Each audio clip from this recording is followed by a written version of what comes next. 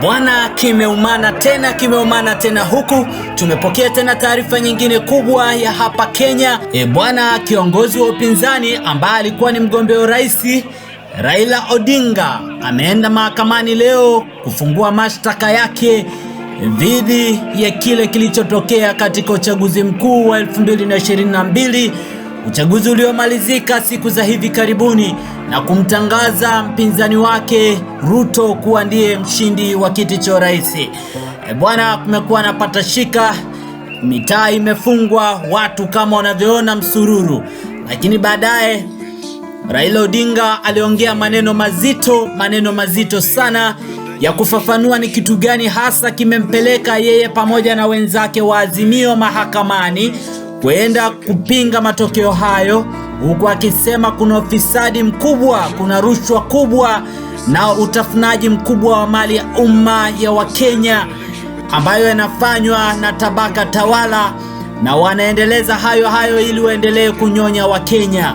Lakini demokrasia lazima itamalaki kwa sababu wameipigania kwa muda mrefu, na ni lazima haki itendeke na kile kilichoamuliwa na Wakenya ndicho kiwe hivyo. Sasa tumsikilize baba, tumsikilize Mheshimiwa Raila Odinga akitema cheche. Leo tumefikisha kesi yetu mbele ya Mahakama Kuu taifa letu juu ya yale janga ambayo limefanyika katika uchaguzi ambaye tumefanya wiki mbili iliyopita. Tuna hakika ya kwamba tuko na ushahidi wa kutosha ya kuonyesha kwamba sisi ndio tulishinda uchaguzi huu. Imedhihirika wazi baada ya sisi kufanya uchunguzi na wale wengine ambaye walishiriki katika hiyo ulaghai kujitokeza kama Wakenya kusema maovu imefanyika hapa. Sisi wenyewe tuliitwa, tulipwa pesa, lakini tuko tayari kutoa ushahidi, na shahidi yuko hapa.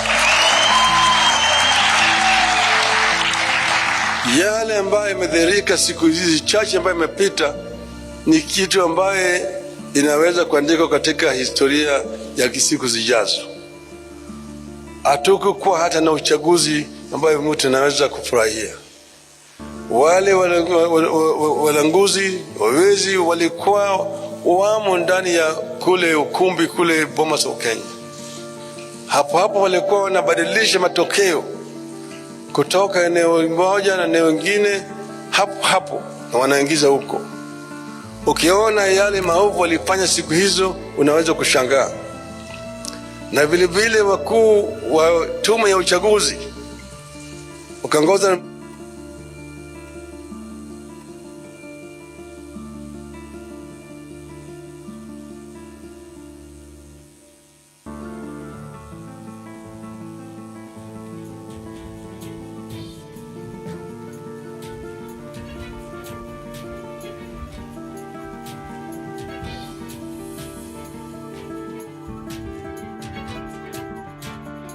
All right.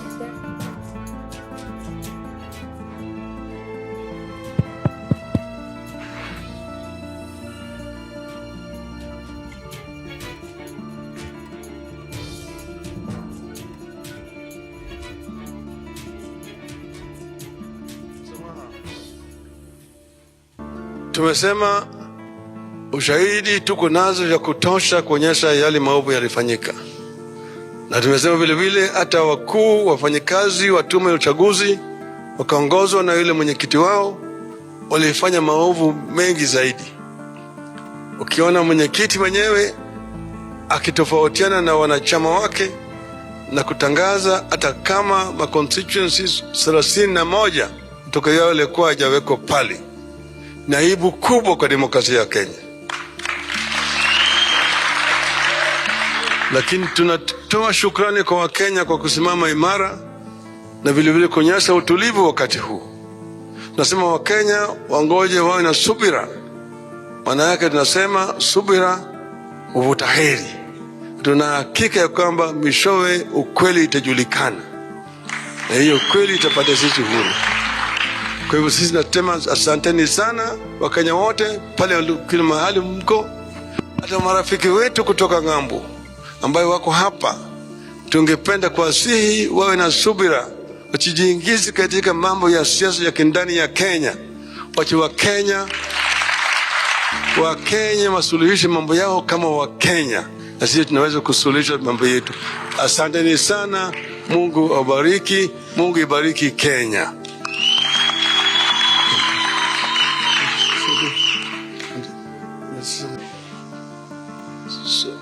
Ladies and gentlemen, we have a statement to release as the leadership of Azimio la Umoja One Kenya movement, following the filing of the presidential election petition at the Supreme Court of Kenya today, August 22nd, 2022.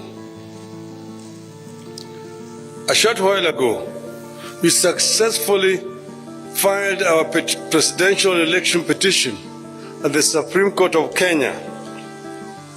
The action we have taken is perfectly in line with the stipulations of our Constitution on resolving electoral disputes.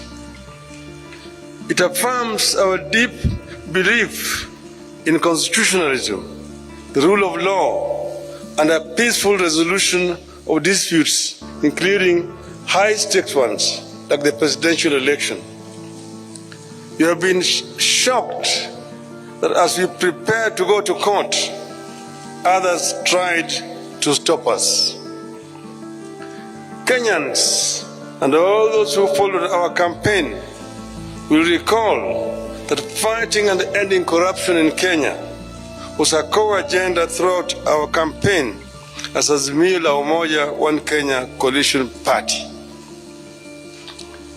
The presidential election results announced last week represent that continuing struggle, pitting the forces for democracy and good governance against the corruption cartels that are so determined that they will stop at nothing to take control of the government in this country.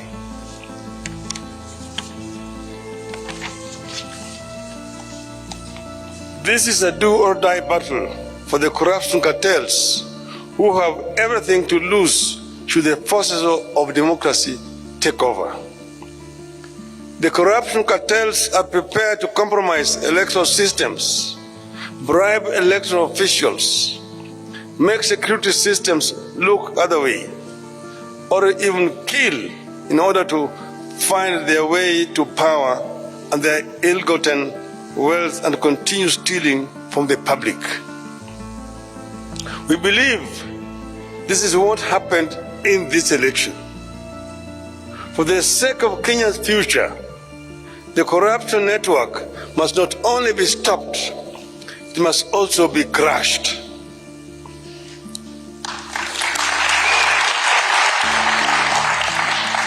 This attempted takeover of the country in this election has not been an isolated phenomenon. It has been in the works every election cycle. The corruption cartel has been intruding into our elections by not only financing specific candidates, but also by threatening or assassinating candidates and election officials. The corruption cartels have steadily been moving into manipulating electoral demands and suppressing the participation of voters who support rival political formations. Their activities that make it clear voters and votes do not matter have progressively reduced voter turnout in Kenya. At times, the cartels have triggered intense conflict between security forces and themselves as they strive to compromise elections. Slowly but steadily, these forces are killing our hard-won democracy and are trying to return Kenya into a one-party state in their own interests. You have seen the speed with which they have moved to buy elected leaders just within 1 week. After being denied the numbers at lower levels elections, like members of the National Assembly, members of the county assemblies and governors, these corruption cartels are working and buying leaders who have been elected on other parties' tickets to kill our democracy and also make the work of containing corruption at lower levels equally less effective. All these efforts have important political costs for our country, and they should not be underestimated. The corruption cartels know there are multiple benefits for them if they take over. Their members dealing in illegal drugs will thrive through greater ease in the transportation and distribution of drugs throughout the country. They will access intelligence information for more corruption. They will gain protection from the police for their leaders and their illegal activities. They will institute weaker or no restrictions at all for the money laundering, and they will ensure nobody else but them thrive.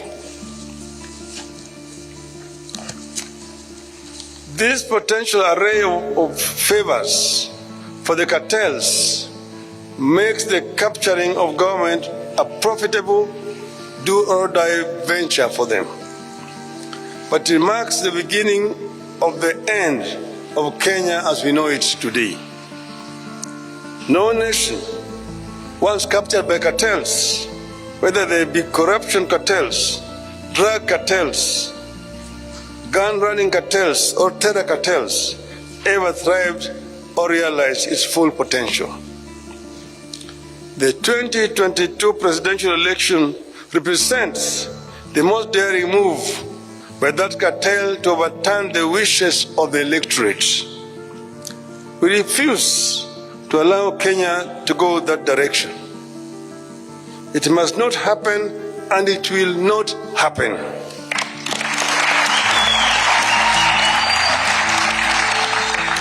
This is what the steps we have taken today and the ones we will take going forward are all about.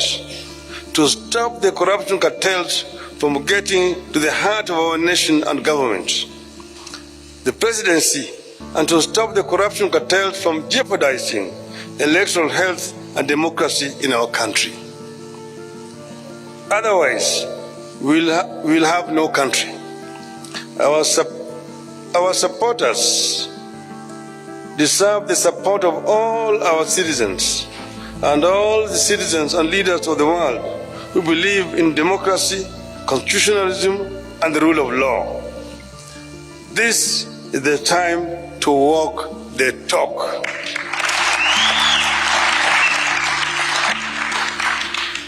And I want to add, nitasema kichache kwa Kiswahili.